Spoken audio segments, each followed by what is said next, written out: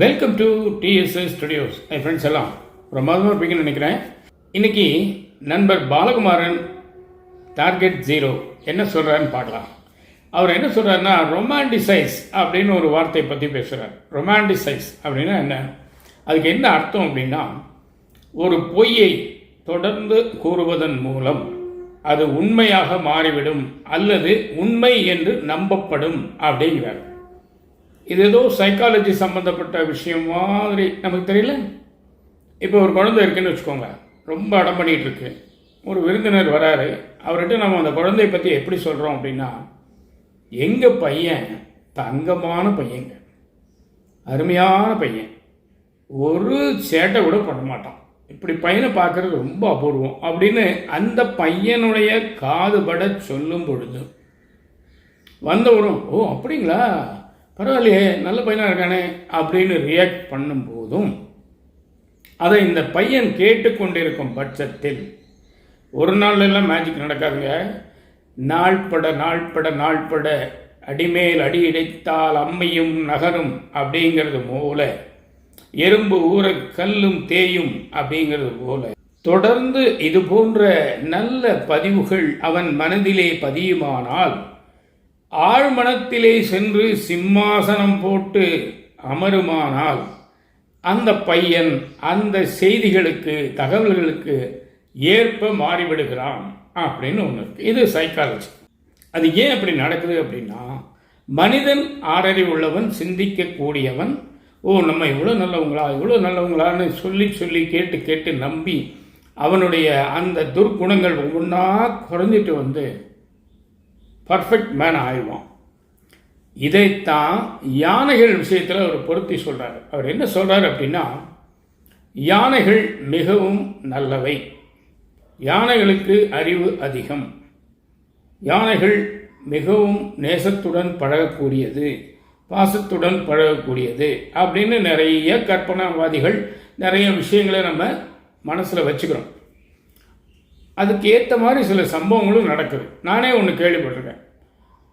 ஒரு நாள் துடியலூர் பக்கத்தில் ஒரு யானை வருது, ஒரு லேஅவுட்டுக்குள்ளே வருது, வாசலில் இருக்க வாழை மரத்தை அப்படியே சாய்க்குது. அதில் ஒரு முழு கொலை, இன்னும் ஒரு 2-3 நாளில் கட் பண்ணி எடுக்கிற மாதிரி ஒரு பருவத்தில் ஒரு பழக்கொலை இருக்குது, வாழைப்பழ கொலை, நல்லா பெருசாக அழகாக ரொம்ப லட்சணமாக இருக்குது, நல்ல விலைக்கு போகக்கூடியது, நல்ல ருசியுள்ளதாக இருக்கணும். அந்த கொலையை, வாழைத்தாரை அழகாக முறித்து சாய்ச்சி வச்சிருச்சோம் அந்த திண்ணைக்கிட்ட. அந்த தாருக்கு ஒரு டேமேஜும் ஆகலை. மரத்தை மட்டும் சின்னாபின்னப்படுத்தி அதன் உள்ள தண்டுக்காக அது மாதிரி பண்ணுது. அந்த தண்டை யானை சாப்பிட்டு போயிடுச்சு.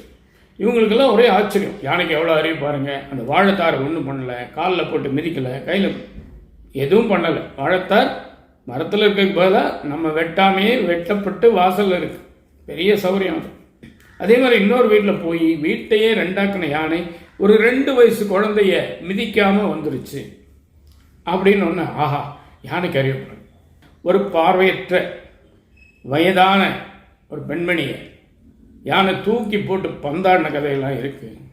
அதனால் யானை என்னதான் நீங்கள் நல்லது அப்படி இப்படி என்று புகழ்ந்து உரைத்தாலும், அறிவு ஜீவியாக கருதினாலும், பேசிக்காக அது என்னங்க, ஒரு விலங்கு, விலங்கு அவ்வளோதான்.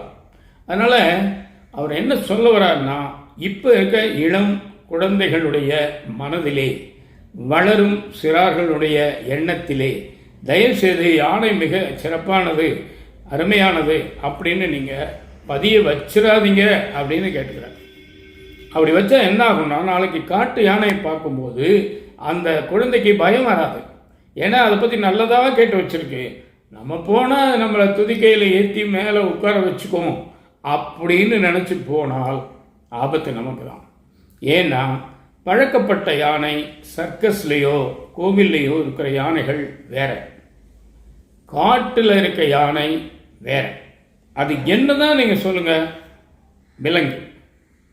அதைத்தான் அவர் கண்டிப்பாக சொல்ல விரும்புகிறாரு. நன்றி பாலகுமாரன் அவர்களே. டார்கெட் 0 அருமையான ஒர்க் பண்ணிட்டு இருக்கீங்க, சூப்பராக பண்ணுறீங்க. கண்டினியூ பண்ணுங்கள். இந்த யானை தகவல் ரொம்ப பயனுள்ளதாகவும் இருக்குது, இன்றைக்கி வளரும் குழந்தைகளுக்கு தேவையாகவும் இருக்குது. அதனால தான் இதை நான் எடுத்து பேசுகிறேன் இன்றைக்கி. சரிங்களா? இதுதான் இன்றைக்கி விஷயம். நிச்சயமாக இந்த விஷயம் உங்களுக்கு பிடிச்சிருக்குன்னு நம்புகிறேன். உங்கள் கருத்துக்களை எதிர்பார்க்குறேன். மீண்டும் அடுத்த எபிசோடில் சந்திப்போமா? அதுவரை உங்களிடம் வந்து விடைபெறுவது உங்கள் அன்பன் டி. சண்முக சுந்தரம், போத்தனூர், கோயம்புத்தூர். நன்றி, வணக்கம்.